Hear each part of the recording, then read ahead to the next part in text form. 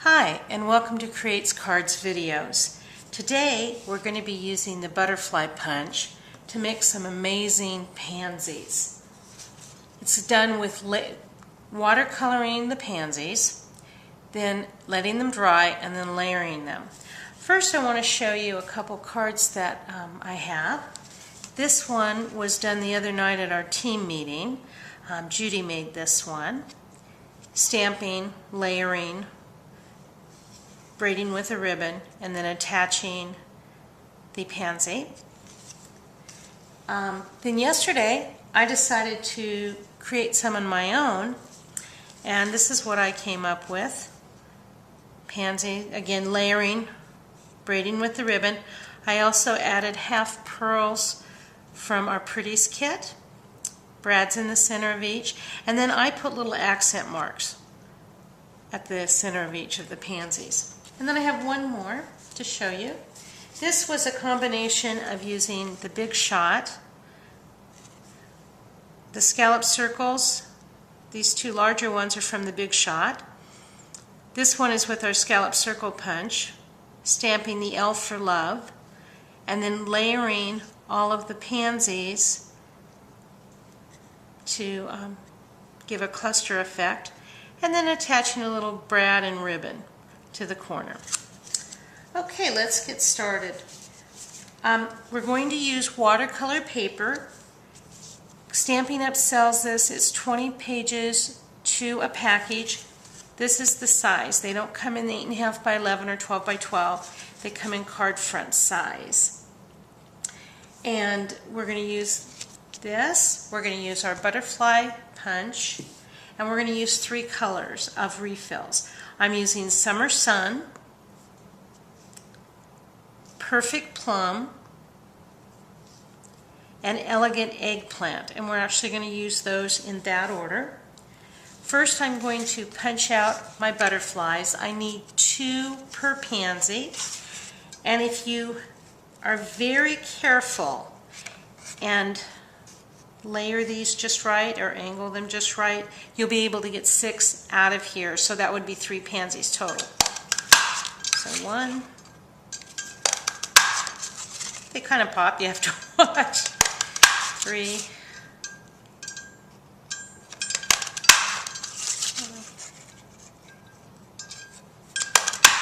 5,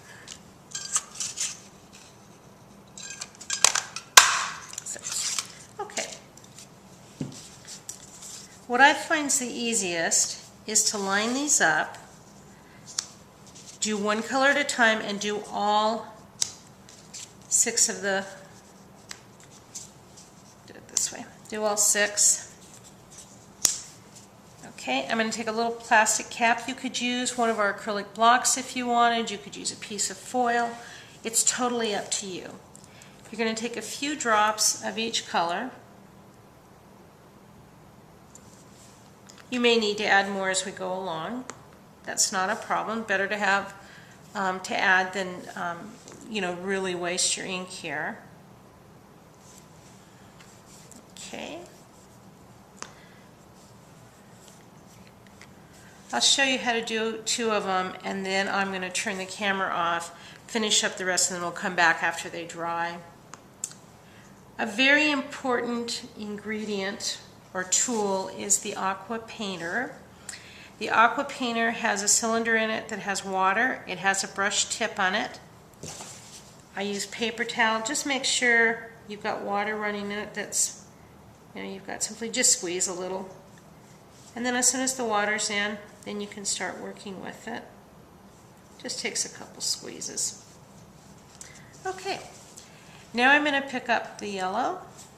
And what's going to be very important is the yellow is going to be the most primary color that you're using. So you're going to use more yellow than you're going to use any of the other colors. If you don't make this yellow a larger area, you're going to find that the yellow is going to disappear when you layer these. So again, we want to make these a little bit wider than normal. The first couple I did, I only went about half of what I'm doing now, and you truly lose the yellow when we layered these.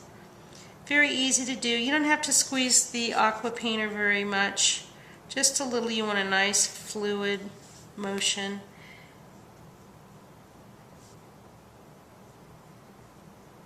Okay.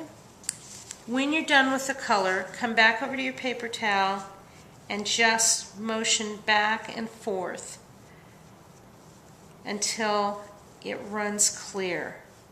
Once it runs clear, then you can go into your next color. So the next color we're going to do is Perfect Plum. I'm just going to pick up a little bit in the tip. And you may get some ink on your fingers. If you do, it's, will wash off right away. You can also use stamping mist. And you don't need to have, a straight line. You might want to just brush it a little bit. That way it's going to give a bleeding effect. You can even rub or move your aqua painter back and forth, kind of squiggle it. See how it gives it a feathered look to it? As this sets, the color will bleed into the yellow. Okay. Same thing with this one. It starts out fairly dark. It will lighten up as it dries. Also, if it turns out that it's darker than you want, go back in with just some water and lighten it up a little bit. Move the colors around. That also helps. And just pick up more color as you need it.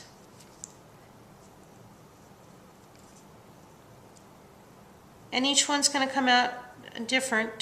You want them unique, so don't work for them being uniform.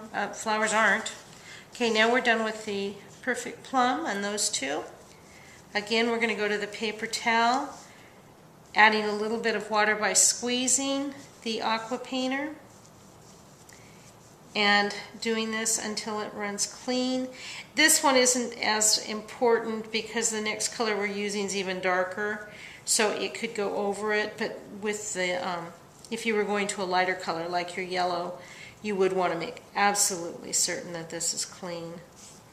Okay, it's run clean now. Now I'm going to go in and pick up our final color, just a little bit in the tips.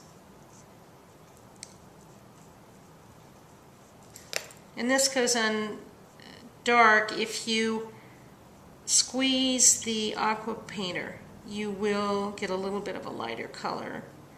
And then just make sure that you got the tips completely done.